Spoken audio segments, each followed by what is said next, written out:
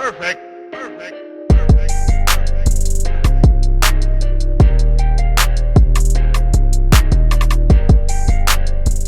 How is it going, Bears fans? Welcome back to another episode of the Bear Down podcast, where we talk everything Bears every day of the week.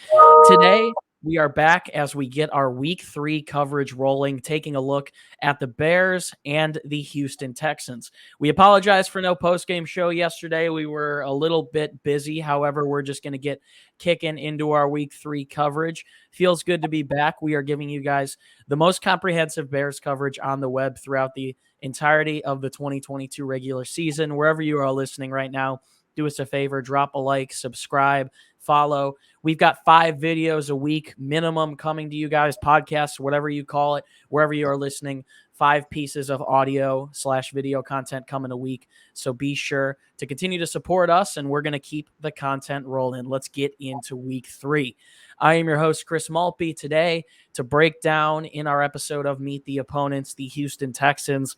I am joined on my right by my co-host, Parth Shaw. Parth, definitely a tough one that we didn't get a chance to talk about on Sunday night. However, the Bears coming back home to kick off week 3, definitely a winnable game. How are you doing, my man?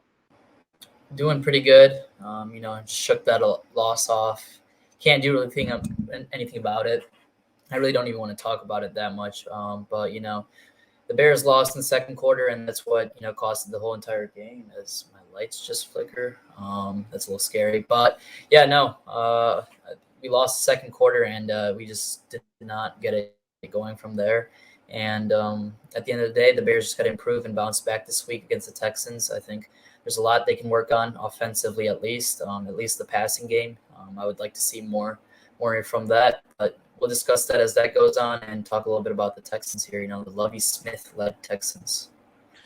Lovie Smith comes back to town. Definitely should be interesting. Before we get into it, let's talk a little bit just about this matchup. 1 p.m. Eastern time, 12 p.m. Central time kickoff on Sunday. The Houston Texans head to Chicago to face the Chicago Bears. Davis Mills leading the way for the Texans. ESPN is giving Chicago a 54.3% chance to win this one, with the Texans at a 45.1% chance. Current line on the game, Bears minus 2.5. The 0-1-1 Texans are 2.5-point underdogs. The over-under for this game is set at 40 points. Taking a look at the Texans, how they've started the season thus far, they are coming off of a 16-9 loss in Denver. Also, a tie in overtime against the Indianapolis Colts at home in week 1 by a score of 20-20. So it's been a little bit of a wonky offseason, or a wonky start to the regular season, to say the least, for these Texans.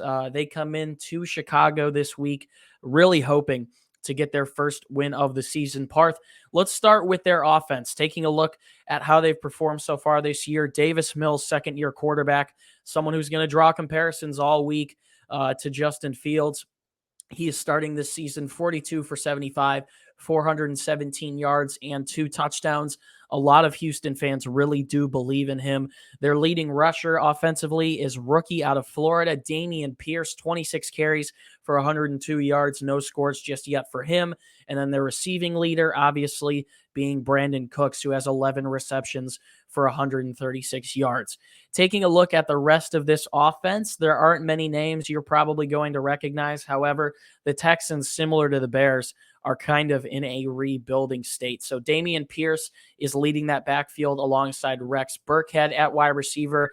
They have Nico Collins alongside Cooks, another solid option there as well. Pharaoh Brown at tight end, Laramie Tunsil leading the way alongside Kenyon Green and Titus Howard on their offensive line. So Parth, this Texans team, similar to the Bears, and even though the Bears, I would say, underperformed last week, I would say the Texans are also somewhat turning the corner. The AFC South seems like an absolute mess in terms of that division, with the 0-2 Titans, the 0-1-1 Colts. The Jaguars currently have sole possession of the lead in that division at 1-1. But taking a look at the Texans, they are 0-1-1. They've been very, very close in both of their games so far. And they're going to come into Chicago with a chip on their shoulder Lovie Smith is returning. Davis Mills seems to be taking control of this offense when they are giving him the opportunity to do so. So let me know what you think about this Texans offense through 2 weeks of the season. You are muted, sir. No worries. No worries. But yeah, no, through 2 weeks, the Texans offense, we've seen the ups and downs. This Texans offense, like you said, pretty similar to the Bears. They're just getting that rebuild going with their young quarterback, Davis Mills, who I like, actually. I think he played pretty well against the Colts defense. I think he had 240 yards and 2 touchdowns and like 65% completion rate. If I would take that out of Justin Fields, next week if he can do that. But Davis Mills, he's been progressing pretty well. I know he's got a pretty solid arm. He can throw the ball pretty deep. He is a second-round quarterback, however. But, at the end of the day, we've seen some studs come out later rounds these days. So can't count him out yet. I liked how the Texans trusted him coming into this year. And, we're handing him the keys to this offense as there weren't that many good quarterbacks in the draft this year. So I think that plan was pretty smart on them. And if they do want a quarterback, they can look at one in the next year's draft where there's a lot better options. So I really like the direction they went there with that. Dameon Pierce is a rookie running back, like you said, who came out of nowhere and is starting for them. He's been playing pretty well. I think he's someone who the Bears need to watch out for, as the Bears could not stop Aaron Jones or AJ. I guess we were able to limit AJ Dillon, but there were at times where we could not stop. They got gutted on the run defense. Exactly. Absolutely. Against Green Bay. It's got to get better, and got to watch out for a rookie running back like Dameon Pierce, who runs the ball hard and is looking to break out at just about any time soon. And on wide receivers side of the ball, they got a great receiver in Brandon Cooks. He's someone who can get it done any day of the week. When I think about Brandon Cooks, it always just that Super Bowl hit comes into my mind. And that concussions in general. When he's healthy, I think he's one of the more efficient wide receivers in the league, but he's someone who seems to consistently be injured, in my opinion. Yeah, no, exactly. But he's a great player all around. And Nico Collins, someone out of Michigan who I watched a lot when I was a big Wolverine fan back in the day, I guess you could say. But yeah, no, he was a great player at Michigan. Long catch radius, so you got to watch out for him. And this Texans offense, there's nothing stellar about it. Obviously, this is the worst offense the Bears have faced in this 3-week span. But it's still going to be a tough task for this Bears defense, who needs to rebound after what we saw out of them last week. 100%. I think if you take a look at the Bears offense and the Texans offense right now, they stand in a pretty similar spot where they just aren't able to get enough going. But they have some decent pieces there and a lot of hope for a second-year quarterback. Excuse me. An interesting stat that I've looked at this week is Bears cornerback Jaylen Johnson. Through 2 weeks, he hasn't been targeted once. Aaron Rodgers obviously picking on Kyler Gordon a lot, who allowed 10 receptions for, I believe, 113 yards and a touchdown in week 2.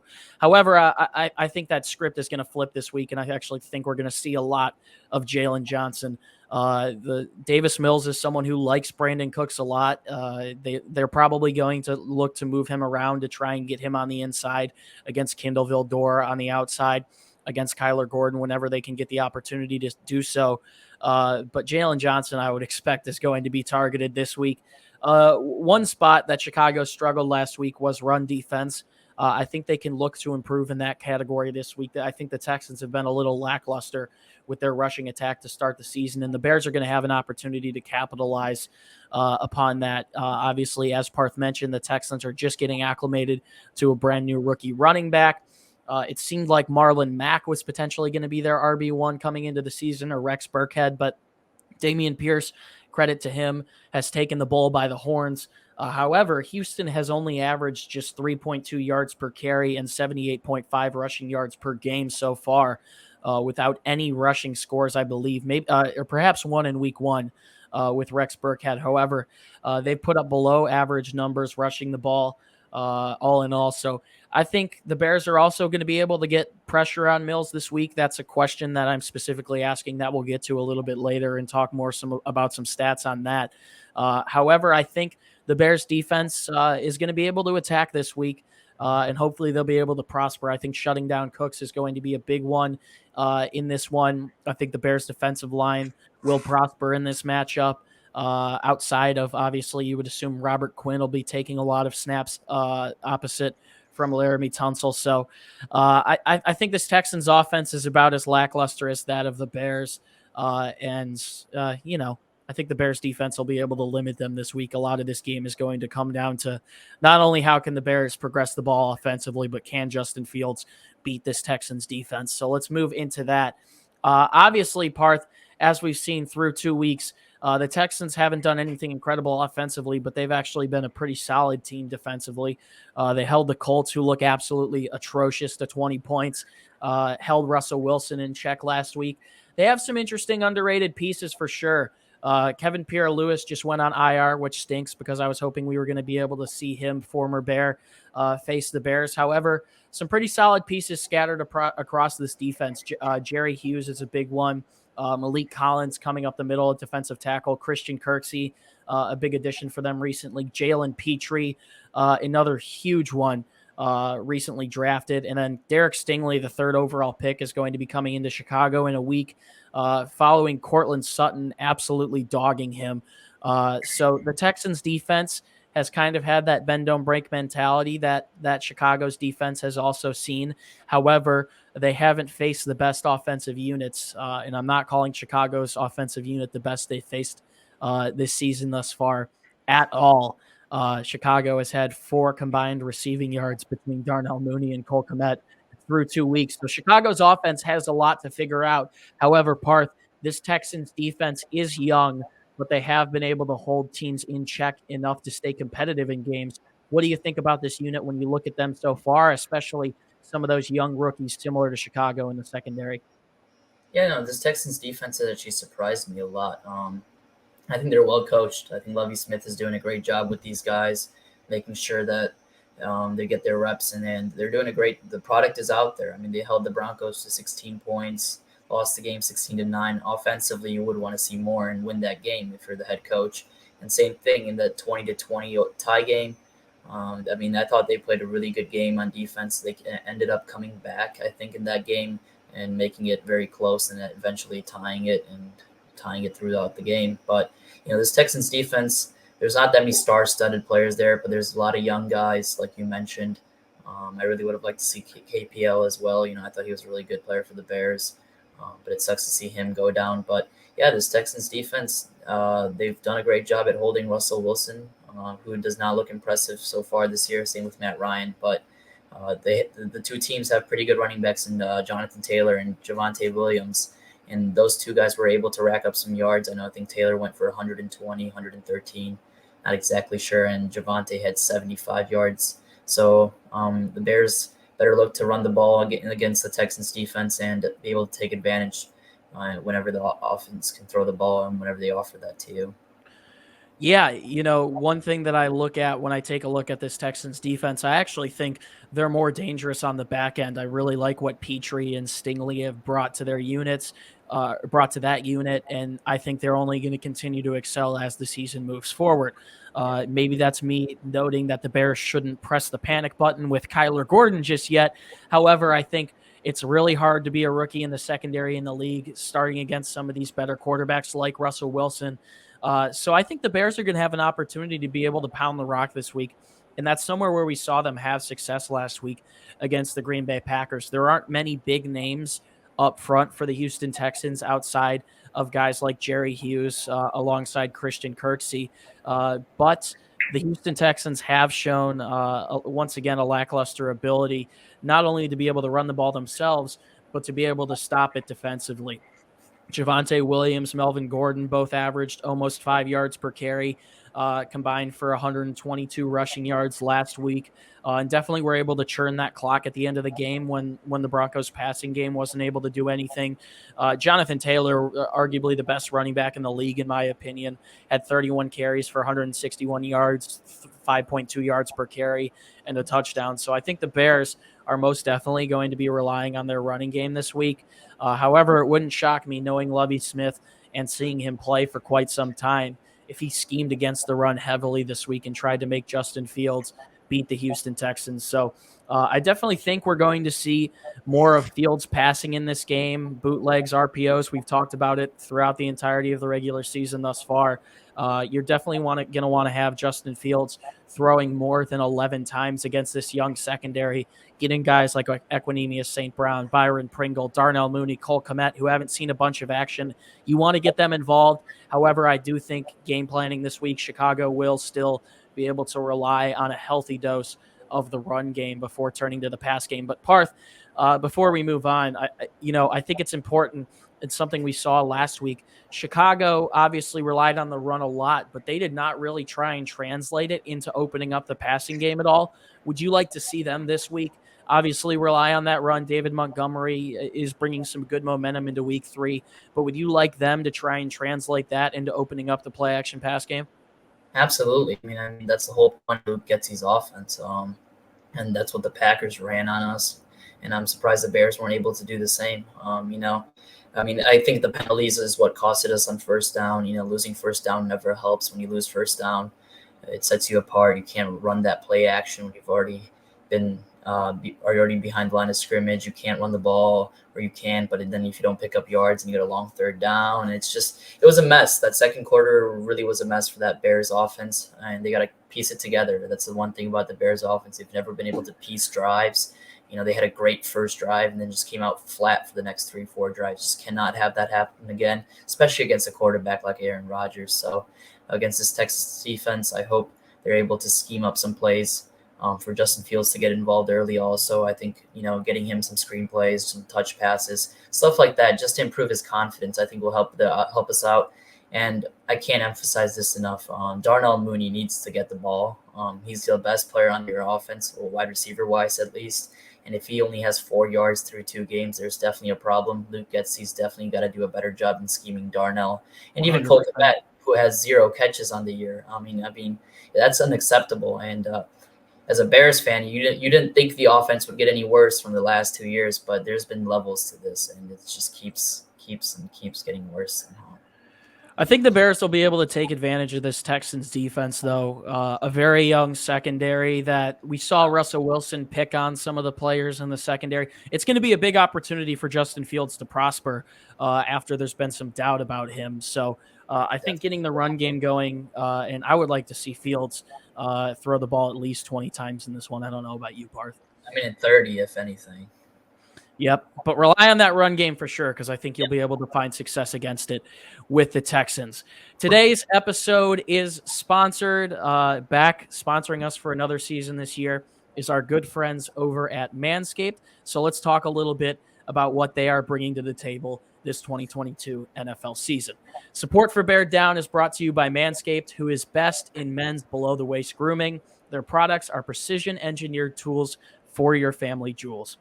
Manscaped's Performance Package is the ultimate men's hygiene bundle, and you can join over 6 million men worldwide who trust Manscaped with this exclusive offer. 20% off and free worldwide shipping with the code BEARDOWN at manscaped.com.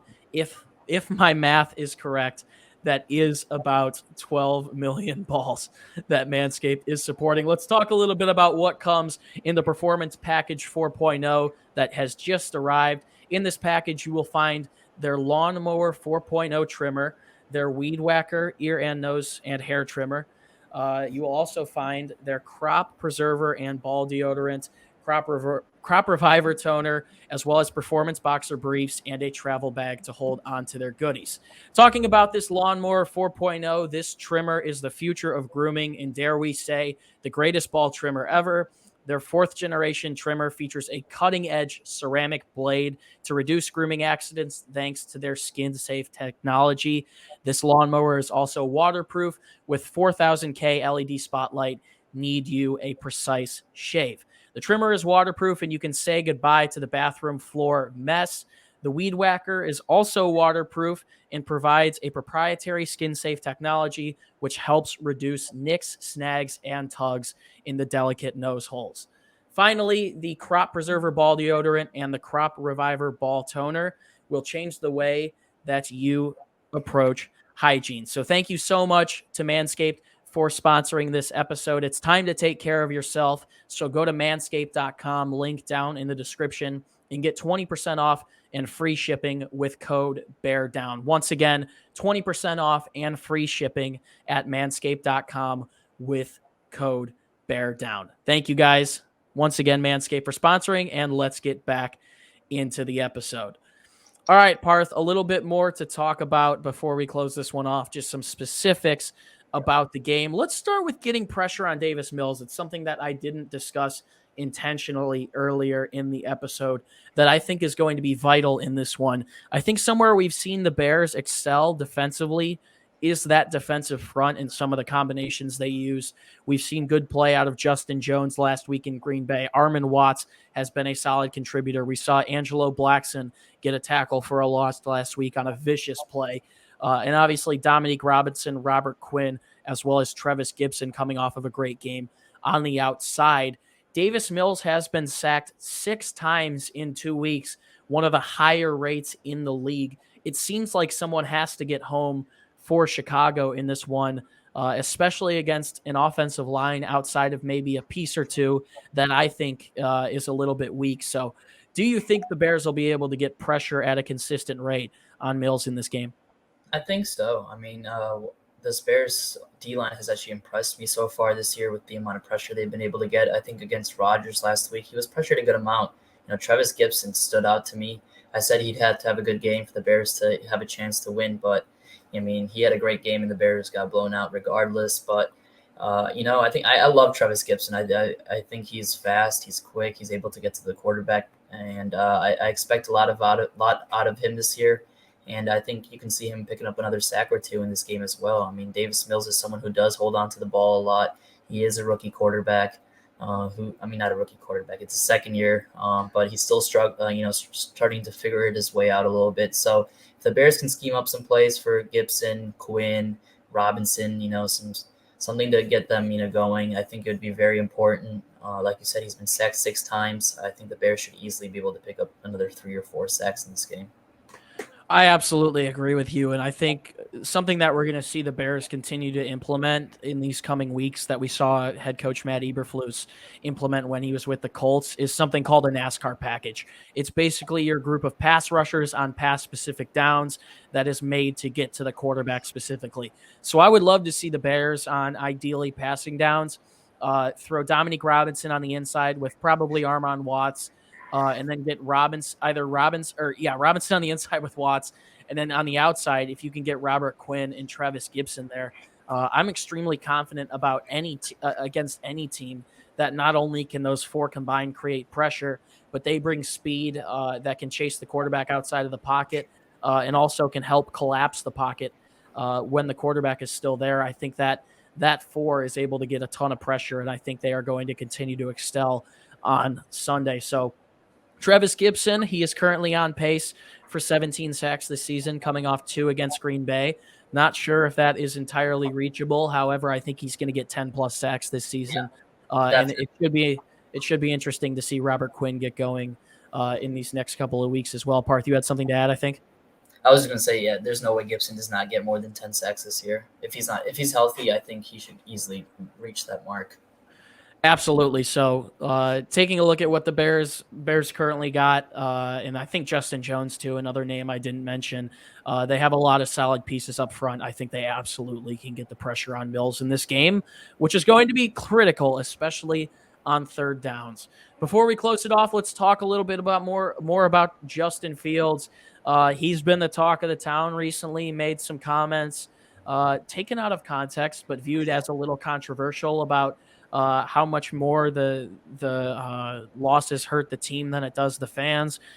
Me and Parth, I think I can speak for him, are not too worried about that. That has been taken online out of context completely. But he's also been entirely under the spotlight following a little bit of a rough performance under the primetime lights at Lambeau Field. Parth, Luke Getsy, Justin Fields, the Bears offensive line, specifically pass protection, seems like there's a lot to figure out in practice this week. And it seems like there was a lot of mistrust riddled across the offense as the Bears, in my opinion, I'll just be straight up and honest, brought a little bit of a scared game plan into Green Bay. It seems like Getsy didn't trust Fields. Fields didn't trust his pass protection at times, which, by the way, has been providing him, I believe, the longest amount of time to throw in comparison to other offensive lines in the league. That doesn't take into account his scrambling. However, the offensive line has been holding up well. We've seen the Bears succeed with the running game through 2 weeks thus far. Khalil Herbert in week 1 had a solid outing. David Montgomery in week 2. However, a lot of Bears fans are expecting to see a lot more progression and tangible growth out of Fields. What do you expect for him coming into this game against a tough defensive coordinator, tough defensive play caller? Let me change my mind there in Lovie Smith. I mean, I do expect a lot out of Fields every time he actually steps on the field. I think he's a dynamic player who can make plays at any given moment. Against the Green Bay Packers, no plays were to be made, and I think he wasn't given enough chances either. I think he needs to be allowed to pass the ball more than 11 times, but also I think he needs to get more aware of what's going on in the game at times too. That things weren't acceptable. What I saw last week out of Fields, some of the sacks two sacks he took shouldn't have happened. That throw that he made when he crossed the line of scrimmage, that shouldn't happen again. Just little things like that can slow the game down, kill the momentum, and just kills the team. Also, penalties by the offensive line or some of the other players, that can't happen. And drops. Cole Kmet had a drop on first down when the Bears, I think, were down 14-7, and they just gave up a touchdown. Or no, 17-7, and they just gave up a touchdown, got the ball back. It's 1st and 10. Cole Kmet, it was a little in route. He dropped the ball on 1st and 10, and after that, things just went south. That's the thing. The Bears got to win first downs. I'm going to emphasize this as much as I can until they start doing it. But with Fields, I think I need to see more just – I think he needs to just play a full game. Against the 49ers, he had a good second half. Packers, he had a good drive. He needs to just piece together a couple games, a couple drives. And, also, I want to see him run the ball more, too. I think he's very dangerous when he's on the move. And also, Luke Getsy needs to call up the play-action plays way more often. I think with the way how David Montgomery was running last week, we could have definitely torched him early on with some play-action shots. I think you got to do that. Got to trust your quarterback. At the end of the day, we got to evaluate him. And if we're not going to be able to do that with only 11 pass attempts. Yeah, I think Justin Fields not only most definitely needs some help, but he also needs to help himself. I like that you mentioned the small tangible things, getting the ball out of his hands quicker, moving around in the pocket if it is collapsing. I think those are things we've seen slight improvements in comparison to last year to this year from him on so far. However, something else that I think he needs to improve on, if I can add something there for a second, is I think he needs to try and take more shots. On that same drive where he had the drop with Kmet on 1st and 10, there was a 3rd and 9 where when I was watching back the all-22 footage, he had Equanimeous St. Brown wide open for a touchdown. Darnell Mooney one-on-one underneath, but Mooney was open and probably would have been able to pick up the first down. So Fields has to be committed to getting the ball to his playmakers if they want to win any game, much less against Green Bay or against Houston, against Detroit, against anyone on their schedule. So I would like to see the Bears try and scheme Fields, get him outside of the pocket. Once again, as you mentioned, Parth, get him running the ball. I think they tried to make him a little bit of a pocket passer last week, and that definitely didn't help him. But get creative with the play calling. Rely on your run, get the play action pass going, I think is going to be huge in this one. We saw Matt Ryan against the Texans just 2 weeks ago, and Matt Ryan has not been great by any means this year. He had 352 passing yards against the Texans. Russell Wilson added another 220, both threw a touchdown in this one. So the Texans secondary is definitely one of the scarier parts of their defense. A lot of highly touted young players. However, the Bears can take advantage here, and they need to get some confidence for their second-year quarterback who needs to show some progression moving forward. Thank you guys so much for tuning into our Week 3 installment of Meet the Opponents. That will do it for us. Just our first video of a couple more coming this week with Bears-Texans coverage. If you haven't done so already, wherever you may be listening, drop a like, subscribe, follow, give the podcast a 5-star rating, or consider sharing it. We're trying to bring you guys the most comprehensive Bears coverage throughout the entirety of the regular season. If you would like more content from us, head to our website, beardown.com. The link is down in the description. You can read more about our story and also find columns, articles, and blogs getting you guys ready for the week 3 game. If you would like to find more digital media content from us, you can find the podcast on Instagram and Twitter at Bear Down. It's a great way to interact with us. You can see sneak peeks of guests that we're going to have on the show and content that is exclusive to social media. And finally, you can find the links to all of our personal social media pages down in the description for myself as well as Parth and the rest of our team. It's another great way to interact with us, and you can see our thoughts on all things Bears, the entirety of the National Football League, and all of Chicago sports year-round. Parshaw, the NFL season really gets cooking quickly, and it already feels like it is flying, and we're only 2 weeks down. It feels like that Thursday night game between the Bills and the Rams that kicked it off was yesterday. But any last words as you would like to unmute your mic before we sign off? Oh, it's flying by. I mean, like the season's just NFL season's always just so crazy. I love how fast it goes, but at the end of the day, you miss it when it's done too. But the Bears definitely need to have some things to work on. This week 3 game against the Texans is a very winnable game in the schedule, and it's a benchmark game right now after an ugly loss like that against the Packers. We got to see if we can pick this one up, and it could really decide where the season can go from here. Absolutely. The Bears have a huge opportunity these next couple of weeks, in my opinion, to pick up a ton of steam. I think this game is most definitely winnable. I think next week at the New York Giants is potentially winnable. They're probably going to be 3-0 going into that game, assuming they can beat Dallas on Monday Night Football this week. But I think that's a game that the Bears can compete in. I didn't think the Bears were going to be able to compete against the Vikings, but who knows after what we saw out of them last night against the Philadelphia Eagles. And then you come home and you face the Commanders before a tough stretch of games. So the Bears, I would say, have 3 of the next 4 games on their schedule, definitely games they can win. And I would say the one game that I left out of that equation is one they can most definitely compete in. And one last thing I think I'd like to say is, win-loss record doesn't entirely matter to me this year. I obviously am rooting for the Bears to win games and want them to, but this team is in year 1 of what I would call a rebuild. I think they are really trying to find the right pieces, put them in the right places so they can develop and spend a lot of cash moving forward. So as important as the final score, in my opinion, is how some of these players continue to progress and develop their identities on this team on the field. So should be interesting, but we've got a big week of coverage coming for you guys. Definitely we'll have another Bears special guest on Saturday for the pregame show. A lot to look forward to as the Bears return home. If you guys have listened to this all the way through, thank you so much for your support. It's been a pleasure to be your host. Once again, my name is Chris Malpe. Week 3 coverage coming all week. We enjoy being back consistently, bringing you guys the most comprehensive Bears coverage on the web. But Bears fans, as always, do us a favor and stay safe and bear down. We'll see you in the next one. Peace out.